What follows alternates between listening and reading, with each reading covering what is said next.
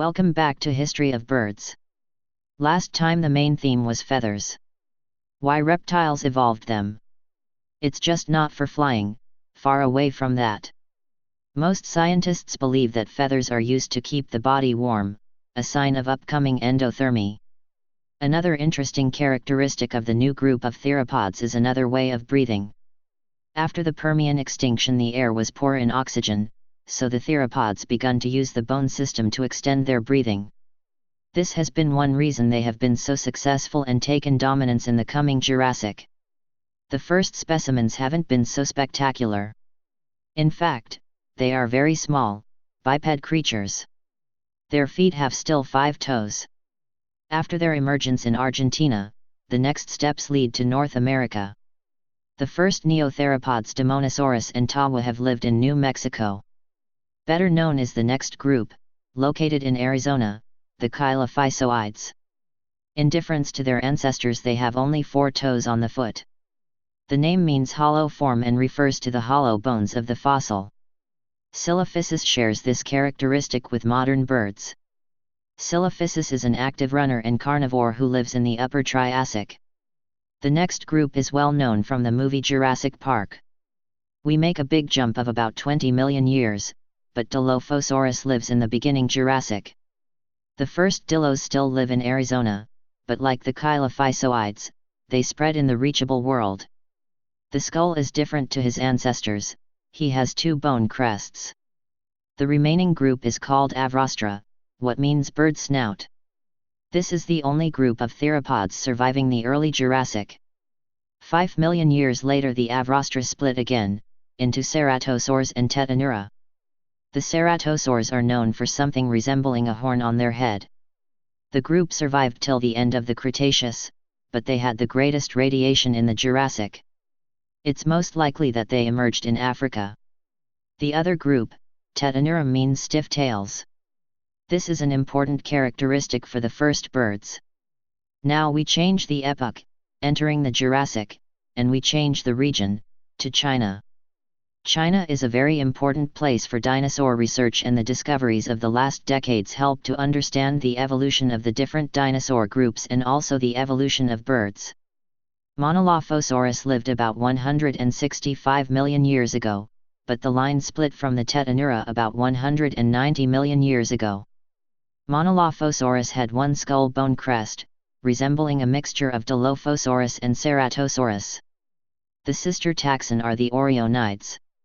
And no, this name has no context to the stellar constellation.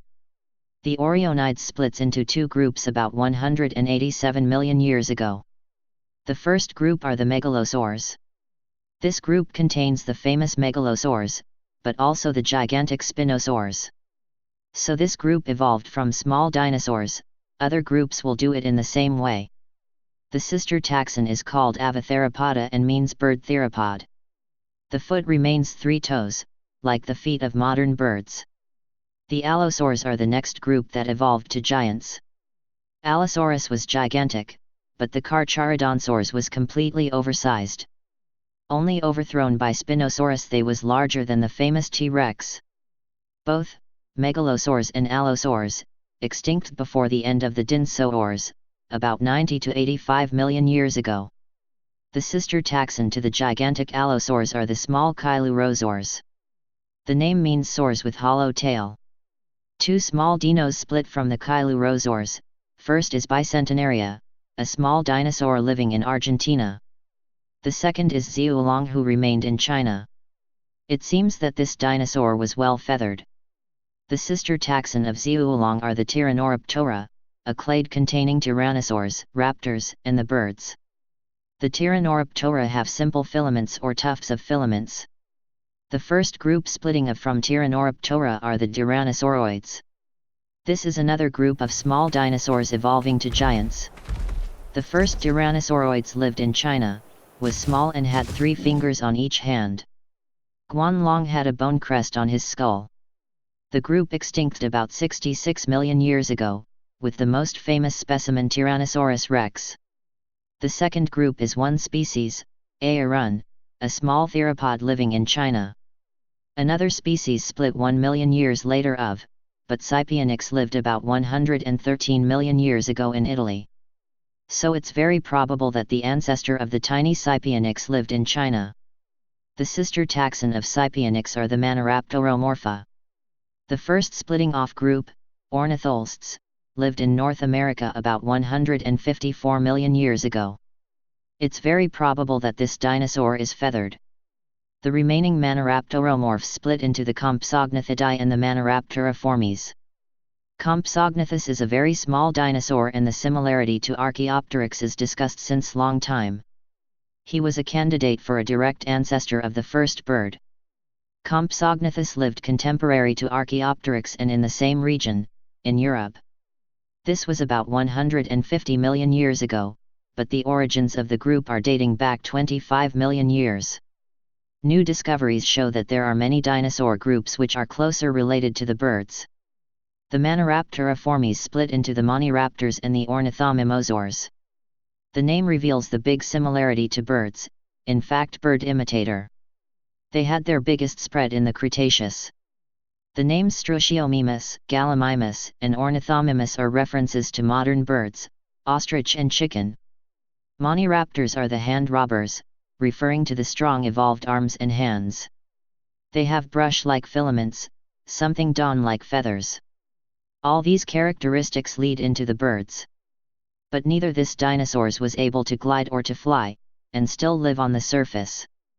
The most basal Moniraptors was the Alvarezsaurs. They lived from about 160 million years till the Cretaceous extinction event. Finally the Moniraptors split into the Therizinosaurs and the clade of Panaraptora. The Therizinosaurs are traceable between 130 million years and the final Cretaceous. Some of them grow to enormous size, but the most fascinating part are their extreme long claws.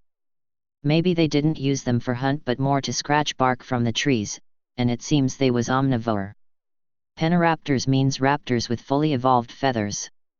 Even they are still unable to fly. Many species had the same feather type as our birds have. Very similar to birds are the Oviraptorosaurs. They have been full covered with down and pennaceous feathers, and their mouth was a beak. A very early specimen was given the name Protarcharchaeopteryx, referring to the big similarity. The name means before Archaeopteryx. Even this oviraptor lived about 25 million years after the first bird. The sister taxon of the oviraptors are the Paraves. The names show that we are very close to the birds. This new clade emerged about 170 million years ago in the Middle Jurassic. This is only 19 million years before the first bird, Archaeopteryx. Geographically we stay still in China, and the history of birds will continue in this region. Next time we will get to know some of the most bizarre flying creatures of Earth history. Have a good time.